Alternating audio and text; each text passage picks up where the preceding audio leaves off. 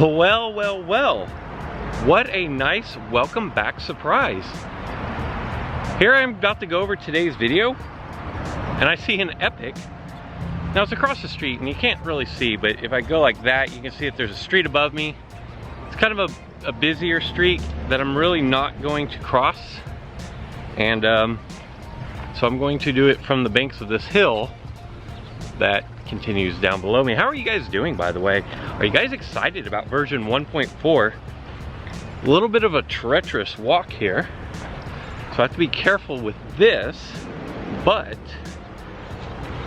I am on a major incline here. I'm gonna go ahead and launch my drone, and then it's a lot better down here. This is a lot safer. In fact, because I can walk away from where I actually launched my drone, there's a tree right here that I can set everything down and hopefully use two hands in order to dart this Ankylosaurus. All right, first Epic of the day. We just got started. I barely made it into the park, was kind of going over in my head what it was I wanted to talk about, and here we go. It's always good to see an Epic. It's always a good way to start your day when you get out and start hunting dinosaur DNA, and you get one of the best class dinosaurs in the game. Now this was a pretty far distance, so 110 I'm going to be very excited about, especially at that distance. Now I do have 637 Ankylosaurus DNA saved up, and we got a lot to talk about, and I'm just going to tell you now, I'm not going to get into everything. I don't have time. But if I get this video up in time, you do have an Epic Brachiosaurus Strike Tower. It is going to be a level 30 Brachiosaurus, and it says this Brachiosaurus will win the speed war, so find a different tactic. I have not done this Strike Tower yet. I will do that at the end of the video because I think the Epic Towers are pretty important.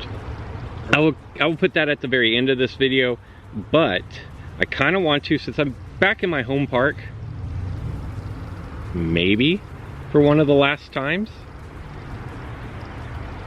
for these special event supply drops. I want to talk about special event supply drops, and then I'm just going to let you know for the rest of this week. What I'm going to do today is you're going to see me wearing this same outfit later in the week. The reason why is I am beta testing version 1.4, but I am bound to not say anything until it actually comes out.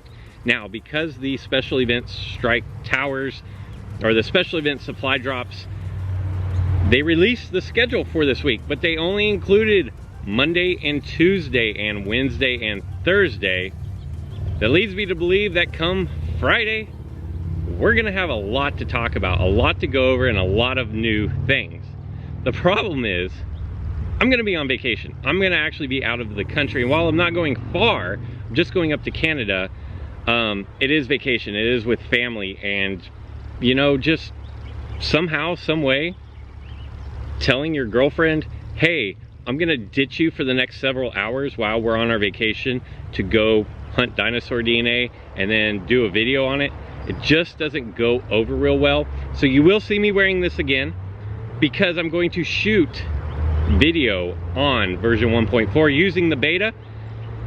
I'm going to save them for later and then upload them while I am in Canada once I get the okay and the new version has dropped. The same thing's going to happen tomorrow. Whatever I'm wearing tomorrow, you will see again later in the week. And no, it's not that I didn't shower or change clothes, but now you know why. Anyway, I've got to get back over this ravine that's here behind me, and then we're going to head over to the special event supply drops. We're going to talk about what's going on this week, and man, everything is going to be preparation for version 1.4. Just a heads up. So the first thing that I want to say about the special event supply drops for Monday and Tuesday this week is probably most of you have been skipping over Dimetrodon Gen 2s because quite honestly, it just didn't have a role in the meta, and it hasn't had a role in the meta since the game launched. But do more what I say and not what I do, and what I mean by that is I've been saying that you should dart everything you come across. And if you're sitting at home or if you're sitting at work and you're in a terrible habitat zone like habitat zone 2, which I'm currently in, well, not currently, but what I live in, man, there just wasn't much to go after. But it turns out that just like the Metrodon 2, the Dino Cheerius looks like it's going to be quite valuable for a really nice hybrid with version 1.4. We are expecting the Metrodon Gen 2 to now create a hybrid, and as you can see, because I pass over so many of them, I'm at level 10. I'm probably going to need to be to level 15 to create this new hybrid, but I only have 1,000 extra DNA, and that includes almost 200 that I just picked up. So me getting to level 15 just isn't going to happen anytime soon. So if you are out and available, you do have 60 attempts on Monday and Tuesday. The dinosaurs that I would suggest you go after or prioritize are going to be the Allosaurus, because Allocinosaurus is going to get a little bit of a change in some of its dynamics. I know MetaHub has pretty extensively covered all of the changes. I don't have time to cover all of the changes because they were significant and there were quite a few of them. In fact, we're getting like whole new move sets and everything. But you do have 60 attempts. If you are out and about and you want to kind of prioritize what you're going after, Allosaurus, Dimetrodon Gen 2 are going to be the two that you are going to want to specifically target out. You are also going to have Tarbosaurus, you're going to have the Nundasuchus, which is always a nice ingredient for hybrids, and then you are going to have Ophiocodon. I probably would skip the Ophiocodons, but like the game has already shown, and I've said this before and I'm going to say it again, and I'm probably not going to follow my own advice, but that doesn't mean you shouldn't follow my advice. Dart everything you can, because you never know when a dinosaur that is complete, just irrelevant, say Dino Cheerius, all of a sudden becomes really good, and you need a lot of the DNA. Level 20 is no joke. It's going to cost you a lot of coins, and it's going to cost you a very significant amount of DNA to get to. I live in Habitat Zone 2. Dino Cheerius is the common that is always available in Habitat Zone 2, and I have less than 10,000 of that DNA. So I'm at level 11. I'm not going to get to level 20 anytime soon, and at this point in the game, it's a little too late to be trying to play catch up. So, lesson learned. I thought my lesson was learned after the last update, but apparently not. So there you go. For Monday and Tuesday, just to recap, I would say prioritize the Allosaurus, prioritize the Dimetrodon Gen 2, but you do have 60 attempts over 2 days.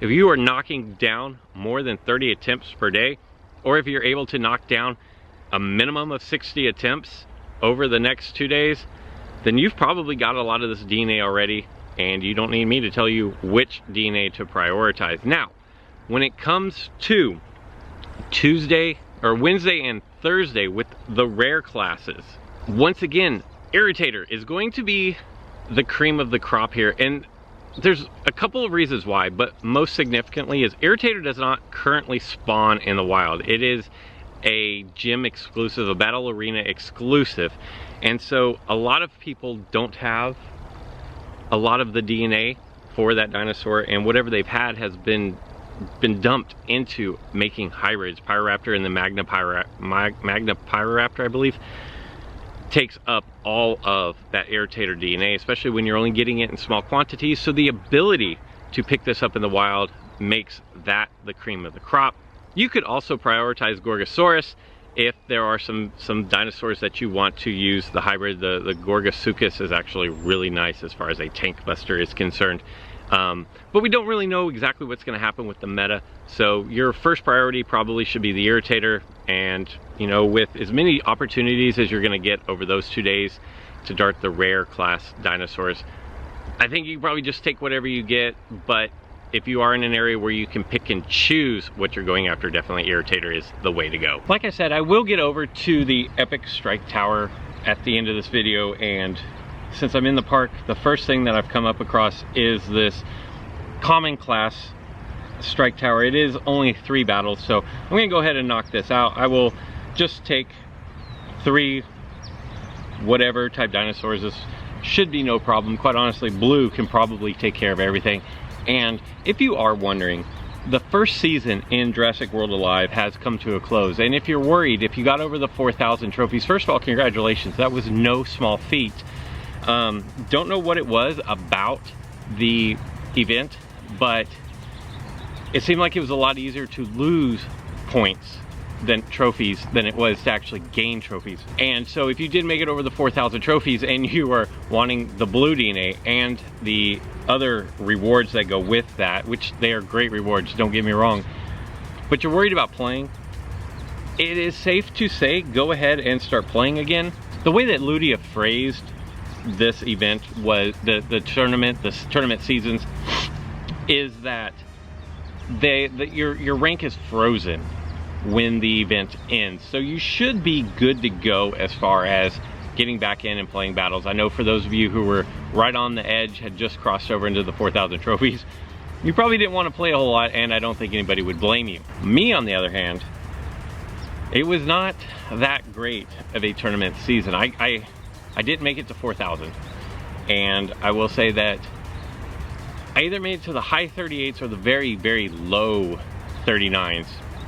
But for the most part, it was like win 1, lose 2, or win 2 or 3 and gain 20-something trophies per victory, and then lose 3 or 4, and in the process lose 30+ trophies. So it really was just a grind for me, and there's really no reason why I should not have gotten to 4K. I will say that there were several times that I noticed I was making plays where I just, as I was doing it and in the moment, I would say, God, you know what? If I would have just used this move instead of this move, it would have been one less attack that my dinosaur would have received before knocking out my opponent's dinosaur.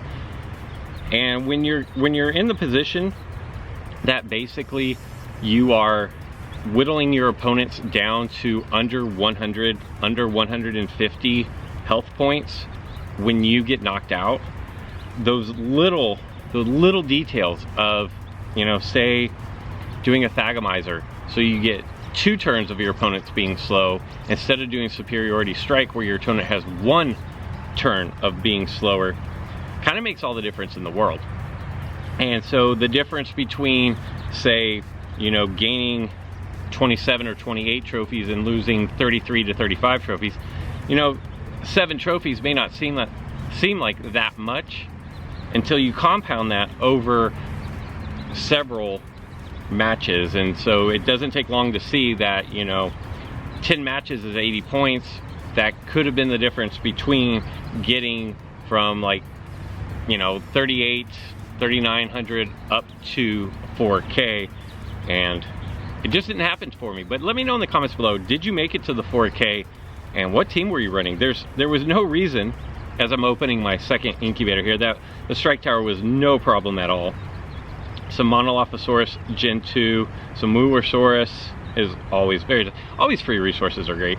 There's really no reason why I should not have made it to 4,000 trophies. I don't remember what all I had unlocked last time I did a video, but I could run a full team of these legendary hybrids at this point, and just still couldn't make it work out, even though Pokemon tried to help me out. I went from like 3,700 trophies down to 36 and change after his help. So thanks for nothing there, Pokemon, and I'm totally joking with him. He knows that. It was more indicative of my play with dinosaurs. And I will say, don't get discouraged, because when you add in a new dinosaur, yeah, the new dinosaur might be really OP, but if you're not accustomed to its toolkit, and you're not accustomed to what it counters or how to use it, it takes some battles and you're gonna make some dumb plays. And I made a lot of really dumb plays, just as I have with all of my dinosaurs whenever I throw them in for the first time. So that's kind of gonna take care of things from this park. I do want to get over to that epic class strike tower, and we'll take care of that here momentarily. Okay, so I found this epic strike tower, and I do want to say that in the beta for version 1.4, it doesn't appear that any migration has happened yet. And what I mean by that is in the beta for 1.3, the dinosaurs that were spawning in Zone 2 were different than the non-beta version, if that makes sense. But in the beta for 1.4, the dinosaurs that are spawning, yes, there are flying dinosaurs that spawn in Zone 2 now, but the other dinosaurs, the land-dwelling dinosaurs, those are all the same. And Ludia did say that there was going to be a migration, so I have no reason to believe there's not going to be a migration. But I'm wondering if the migration is just that, let's get this and this and this and this. But I'm wondering if the migration is the fact that new dinosaurs are migrating into things, and I don't know where Brachiosaurus would fit into all that. So we have our third Epic Strike Tower, which I don't know what I want to use. I'm going to start with Stegodius, which is going to include a level 30 dinosaur. Most recently, we had the T-Rex at level 30. And that one was pretty easy. The Indoraptor at level 30, I actually lost my first attempt at that. God, this thing has so much health. That is ridic. Like, legit, that is ridic. But this is going to be the third one. I did beat the Indoraptor on my second try. The T-Rex wasn't all that difficult. I think I took Blue out, and Blue made pretty quick work of it. He might have knocked, I'm pretty sure he knocked out Blue. But I love that movie, like bitch please. So I'm gonna get knocked out here, but I did take away half of his health. I'm gonna follow this up with I think I'm gonna follow this one up with Raja. No. I don't know if Trio can survive 2 hits. See what happens here. Bellow. I forgot what Bellow does. It's a shield. I think it does 50% reduction in damage. Alright, so now I should hit fairly hard here, like 2200 or so, without it being a crit. Okay. And that pretty much ensures that I'm going to be able to take out this dinosaur.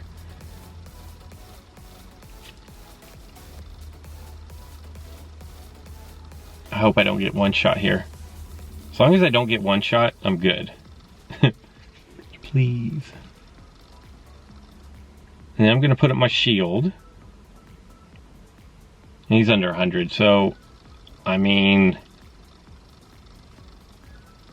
I'm just going to go with my instant invincibility because my counterattack should be able to seal the deal here. Bam. Brachiosaurus is a monster.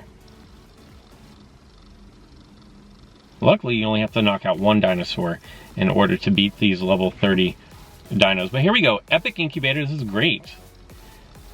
A lot of coins. Like Thornix, I would have preferred something different. Velociraptor, I will absolutely take those all day long. Baryonyx Gen 2.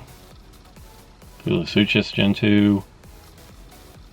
Pyroraptor, okay. I have quite a bit of that at this point. And Ankylosaurus. So we are going to start today's video with Ankylosaurus, and we are going to end today's video with Ankylosaurus. That's quite a bit of Ankylosaurus DNA right there. So make sure you get out and attack that Brachiosaurus. Oh, look at that. Is that a Wooersaurus? I can't I can't get to it.